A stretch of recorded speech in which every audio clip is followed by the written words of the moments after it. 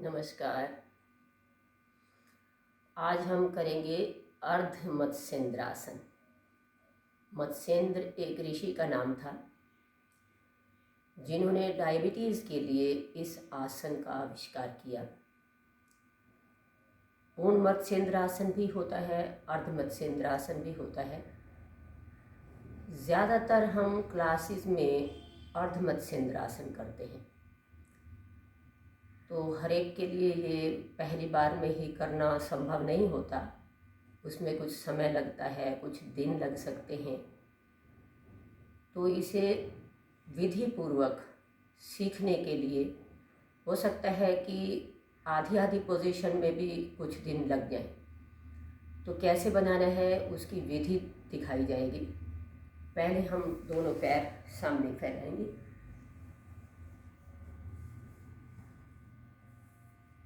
दाहिना घुटना मोड़ना है और दाहिने पैर को बाईं जंघा के नीचे से निकालकर पीछे नितंब के नज़दीक लगाना है। इस समय दोनों घुटने आपस में मिले हुए हों। अब बायां घुटना मोड़कर सीने के पास लाना है और फिर बाएं पैर को उठाकर दाहिने घुटने के दाहिनी तरफ आसन पर रखना है। इस तरीके से पैर को पीछे खींच लेना है कि पैर की उंगलियां इस घुटने से आगे ना जाएं और ये घुटना सीने के साथ आ जाए। फिर इससे विपरीत बाजू, अब जैसे बायां घुटना हमारा सीने के पास है, दाहिनी भुजा ऊपर उठानी है और कोहनी के ऊपर वाले भाग से, अपर आर्म से इसी घुटने को, बाएं घुटने को दाहिनी बगल में दबाना है। कोहनी सीधी रखते हुए दाहिने हाथ से बाएं पैर का टखना पकड़ना है और बायां हाथ कमर पर, गर्दन बाईं ओर, पीठ को खींचकर सीधा करना है। कुछ देर इस अवस्था में सामान्य सांस में रुकना है। उसके बाद धीरे धीरे वापस दूसरी तरफ से करेंगे। दोनों पैर सामने, बायां घुटना मोड़ना है, बाएं पैर को दाहिनी जंघा के नीचे से निकालकर पीछे नितंब के साथ लगाना है। दाहिना घुटना मोड़कर सीने के पास, फिर दाहिने पैर को उठाकर बाएं घुटने के बाईं तरफ रखना। उसी तरीके से कि उंगलियां पैर की घुटने से आगे ना जाएं, घुटना सीने के साथ लगा रहे। अब उसकी विपरीत बाजू उठानी है। दाहिना घुटना सीने के पास है तो बाईं भुजा ऊपर उठाएंगे और कोहनी के ऊपर वाले भाग से इसी दाहिने घुटने को बाईं बगल में दबाते हुए, कोहनी सीधी रखते हुए बाएं हाथ से दाहिना टखना पकड़ना है और दाहिना हाथ कमर पर, गर्दन दाहिनी ओर, पीठ को सीधी रखने की कोशिश करनी, जिससे हमारी लीवर, स्प्लीन, पैंक्रियाज दब रहे हैं। विशेषकर पैंक्रियाज के दबने से जो इंसुलिन सिक्रीट होने लगती है वो हमारी डायबिटीज़ को ठीक करती है। पेट के सारे अंग स्वस्थ होते हैं। एनीमिक लोगों के लिए लाभकारी है क्योंकि स्प्लीन के दबने से ब्लड बनता है और लीवर से संबंधित बीमारियां जैसे जॉन्डिस वगैरह भी ठीक होता है। धीरे धीरे वापस आएंगे। ये छोटा सा आसन हमारा ये था अर्ध मत्स्येंद्रासन। अब हम करेंगे सुप्त वज्रासन, जो ये भी हर एक के लिए जल्दी से करना आसान नहीं होता। तो उसके लिए पहले हमने वज्रासन में बैठना है।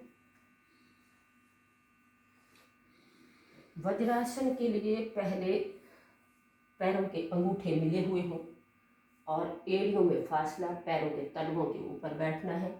घुटने मिले हुए, हाथ घुटनों पर। इस समय हमें घुटने मिलाए रखने हैं और सुप्त वज्रासन के लिए पैरों में फासला करके आसन पर बैठना है। तो इसमें एड़ियां बाहर की तरफ हों और पंजों का रुख शरीर की तरफ। कई बार ऐसा होता है कि सबसे इस तरीके से आसन पर टिका नहीं जा सकता, तो उसके लिए क्या करना है, दोनों हाथ दाएं बाएं रखते हुए मध्य भाग को ऊपर नीचे करते रहना है। चाहे इसे हफ्ता भी लग जाए, रोज यही प्रयास करते रहना। जब बैठने के लायक हो जाए, आसन पर नितंब टिक जाए, तो उसके बाद आगे की क्रिया करनी है। दोनों हाथ पैरों के टखनों पर, पहले दाईं कोहनी नीचे टिका देनी है, फिर बाईं कोहनी नीचे टिका देनी है। और हो सकता है कि इससे आगे कुछ लोग ना जा पाए, तो कुछ दिनों तक यही अभ्यास बनाए रखना है। और फिर जब इस अवस्था में बैठने लायक हो जाएं, तो फिर धीरे धीरे पूरी पीठ नीचे लगानी है और दोनों भुजाएं सिर की तरफ ले जाकर खींचकर हाथों से तकिया बनाकर सिर के नीचे रखेंगे और घुटने मिलाकर आसन पर दबा के रखेंगे। इस समय सब जंघाओं के ऊपर बहुत खिंचाव पड़ता है और पेड़ों के अंग ऊपर की तरफ खींचते हैं। महिलाओं के लिए बहुत ही लाभदायक आसन है, क्योंकि बढ़ती हुई उम्र में जो एब्डोमिनल ऑर्गन्स होते हैं वो लूज हो जाते हैं और मसल्स नीचे के ढीले होने की वजह से प्रोलैप्स की दिक्कत होने लगती है। तो इस आसन का अभ्यास बहुत ही लाभ देता है, क्योंकि फेमिनिन ऑर्गन्स अंदर की तरफ ऊपर की तरफ खिंच जाते हैं, जिससे उनमें मसल्स में टोन अप होता रहता है और प्रोलैप्स की शिकायत नहीं आती। दोनों भुजाएं फिर सिर की तरफ ले जानी है, खींचनी है और दोनों हाथ पैरों के टखनों पर रखना है। इस समय रीढ़ में भी एक नेचुरल ट्रैक्शन बनी हुई है, जो स्वाभाविक कर्व को बना के रखती है। दोनों हाथ टखनों पर रखकर एक कोहनियों का सहारा लेते हुए धीरे धीरे उठकर बैठना है, पुनः वज्रासन में।